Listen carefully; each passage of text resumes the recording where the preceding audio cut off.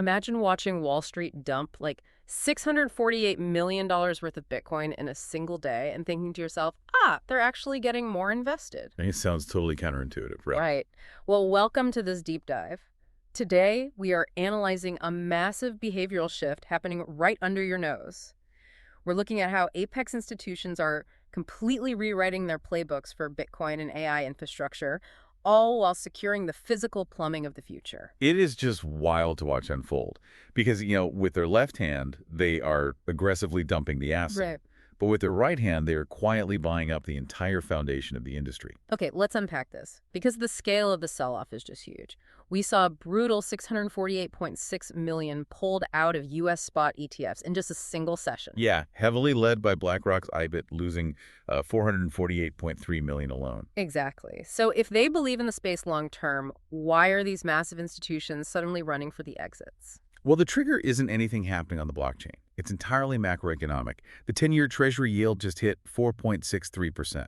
Right, the yield. Yeah, so to institutional money manager, Bitcoin is treated basically like a high-growth tech stock right now. It's very volatile. Right. So when that guaranteed risk-free interest rate jumps up to 4.63%, their quantitative models just automatically rotate capital away from volatile assets. They move it right into that guaranteed fixed income. Exactly. It's an algorithmic flight to a safe yield. That makes total sense. They're ditching the asset because the paper yield elsewhere is just, too good to pass up right now. Right, but what's fascinating here is what they are doing behind the scenes. While the trading algorithms dump the spot asset, the actual banking institutions are swallowing up the custodial infrastructure. Like that standard chartered move. Yes. They just fully acquired Zodia Custody to bring institutional digital asset safekeeping directly in-house. So it's exactly like Wall Street dumping all their physical gold bars, but then turning around and aggressively buying up all the bank vaults.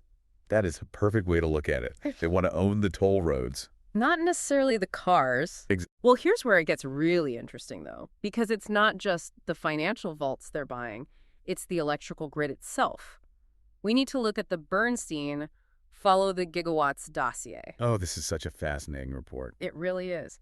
So how are pure-play Bitcoin miners suddenly becoming the absolute bedrock of global artificial intelligence? It all comes down to basic power dynamics. Right. I mean, we know tech giants are desperate for compute power to train AI, right? Right. The demand is insane. But they are hitting a massive wall trying to get approvals to connect new data centers to the power grid. Because that process takes literally years. Exactly. Meanwhile, the global Bitcoin mining sector already controls an incredibly scarce asset. They have 27 gigawatts of secured planned power capacity.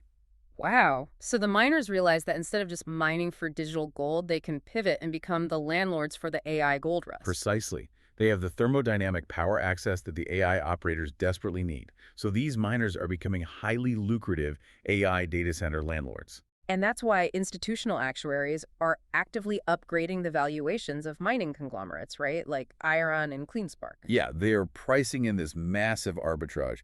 Buy cheap power for mining, then sell it at a huge premium to AI hyperscalers. Okay, so the miners are getting rich leasing out their power infrastructure.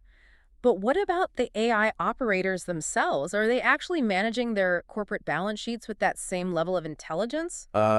That is where we see a pretty brutal reality check. Just look at AI Financial. Oh, man, yeah. They suffered a catastrophic $271.5 million quarterly loss and basically nearly went bankrupt. And entirely because of their treasury strategy, right? Completely. Instead of holding cash or a liquid asset, they anchored their corporate treasury to a locked altcoin called WLFI. Which is just a recipe for disaster. Right, because when the market dipped, GAAP accounting rules forced them to record that massive mark-to-market destruction on their books. But because the token was locked, they couldn't actually sell it to stop the bleeding. Exactly. They went broke on paper while their hands were completely tied.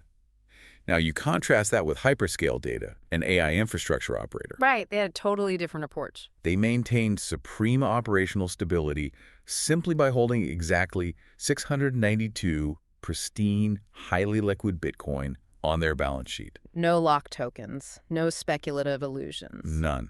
And this raises an important question for corporate boards. What happens when you ignore ultimate liquidity in your treasury? I mean, if your collateral isn't liquid when the macro winds shift, you are finished. So what does this all mean for you, the listener?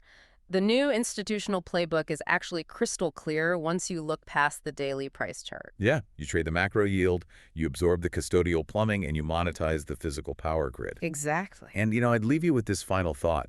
As industrial mining sites transform into AI data centers, and autonomous AI inherently demands a native digital money to function, you really have to wonder something. Will the world's physical compute infrastructure and its financial settlement layer ultimately fuse into the exact same network?